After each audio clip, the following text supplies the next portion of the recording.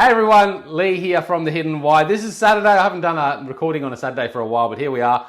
Hope you enjoyed this one. The topic today is hate, and I'm going to try and do this in a way that doesn't bring around negative emotions, but it's an important topic nonetheless, because I think we can all relate to those moments in life where other people, just hate on us, or hate on other people, hate on groups of people.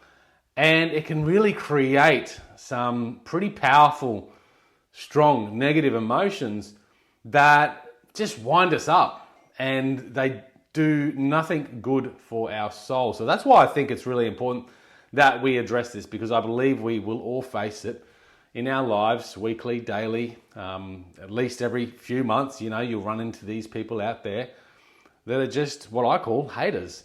And I mean that in the kindest possible way, and I hope those people out there, you know, can figure their stuff out so they can overcome that. But they're out there, right? We all confront them. I confront them. Certainly in my industry, it's not too common, but it's pretty common, right? So I've had to build a system to help me deal with that. And the first thing I want to just acknowledge is that sometimes you have these people in your lives and you want to go back at them with a response. You want to go back at them with a response to try and help them. You want to go back at with a response to try and get back at them. So there's two fields that we want to do. We want to go back to try and help them, or we want to go back to just further react them, further engage them. And generally in my experience, yes, I have gone back and responded to haters. It doesn't really get you anywhere. And the reason for that is because these people in particular, it's their own issues that they've got to deal with, right? It's their own baggage that they're dealing with. They've got this sort of victim mentality. They've got their own personal issues, and they feel like the world owes them something. So instead of dealing with their own emotional issues that they're carrying, they go out there and hate on other people, right? And I think that's quite sad. I really do. And look, in times in life, I think we all have moments where we get a bit that way. But when it's a common thing, when people are doing it again and again and again, there's a problem there. And what I've learned is that you can't help them until they're ready to address their own emotional issues. There's not much you can do about it. So going back with a response, whether it's a response of love to try and help them see, or whether it's a response just in reaction to try and argue with them or aggravate them more, it's just not going to get you anywhere. So I think that's the first thing that we need to recognize with this particular group of people that I call haters, right? And you can't do anything about it. But ultimately, what they put towards you or what they put towards the group can be quite hurtful, can be quite nasty, can be unnecessary. And in this day and age, I really think it's easier than ever for these people to do that, because generally they're not the kind of people that will go up to you face to face and say something or say how they feel, because they're not courageous enough to do that. They'll sit behind their screen, wherever that might be, and they'll have a bad day and they'll just take it out on someone that they figure they should take it out on. And that's pretty much how I believe they operate, right? So there's no ethical or logical process to it. It's just going out there and, oh geez, that made me feel good. It does nothing to help them fix the issues that they're carrying, by the way. But certainly in the moment, it makes them feel good. We then cop that, and sometimes it hurts. Sometimes it's really quite nasty. I've had plenty of nasty comments made towards me, and I've seen plenty of nasty comments made towards others and groups of people as well, and I think it's just totally unnecessary. But what it does affect us, and it can affect us in a negative way. And that's where I really want to head with this conversation, because I think what I'd like to see is that comment be taken on board, parked, digested, moved on, so then we can move forward as well. And without this negative baggage that then may affect and inflict onto other people in our lives. No, we want to keep going out there, being congruent with ourselves, being that kind of person that we are. So first thing I want to mention is that number one, you need to sit down with that hate message or whatever it might be and really reflect on it. Get a journal about it and pull it apart. Because often what we do, we look into it sometimes too deeply and go, okay, well that doesn't sound fair or just? Is it right? And by reflecting on it, we can really digest the truths of the comments that have been made, right?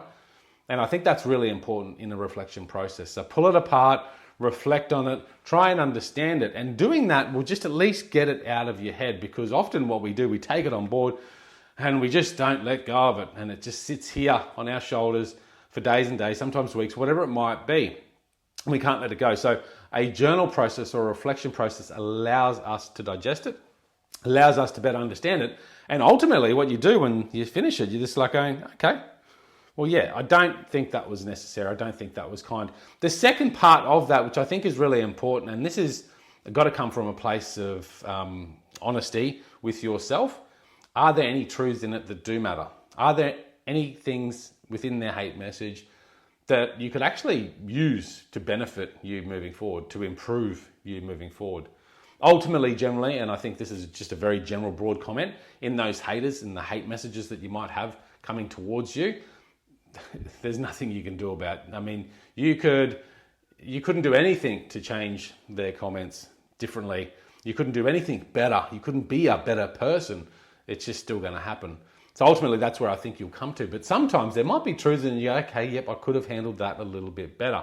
And I think that's another benefit of really having a reflection process when you have those moments in your day, in your life that come through. The second part, I think that is really important. So once you've digested it and reflected on it and go, okay, I've got a bit of an understanding of that.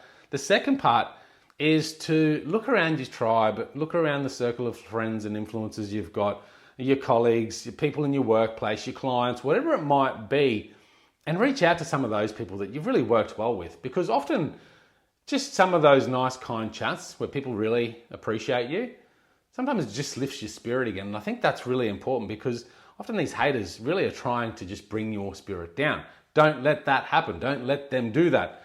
And by one way that I've found anyway that can help avoid that is going out there and reaching those people that appreciate you. Maybe even discussing it with them if you think that's necessary. You don't have to, because sometimes it's just a matter of talking to people that you like and love, and that lifts your spirit. But sometimes you might even discuss it. Hey, I've got this coming in. What do you think? And what does it mean? And you could actually go through that reflection journaling process with a friend, someone that appreciates you. And that can help pick out the truths of that as well. So that's a couple of things I think you can do when this sort of thing happens in your life, when you get those haters coming into your lives. So number one is journaling on it. Number one is just being mindful of your circle of influence and connecting with those people, because they can help lift your spirits. And number three, I think importantly, and this is something just to be very mindful of, and hopefully it'll come after you go through those two steps, is just go back out there into the world and don't change yourself. Don't be different. Don't think you have to be different, because it's likely you've done nothing really wrong. Yes, we all have our bad days. Yes, we all make mistakes, but likely in these instances, it's nothing against you. It's nothing that you've done wrong. It's nothing that you can do differently. And I think the common mistake that we might have is we go out there and we start to tiptoe around and, oh, I don't want that to happen again. It's maybe a one-off circumstance. It's, again, something that probably couldn't have changed anyway.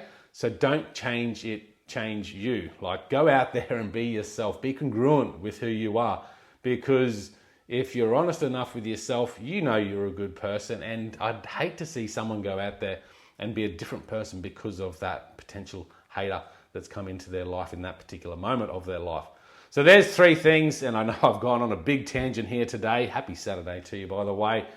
Enjoy this. Make sure you subscribe to my podcast, The Hidden Why Podcast, for the latest, greatest episodes, and I hope we can speak soon. We're here to help you live more fully, have more meaning, and find more joy. Speak soon.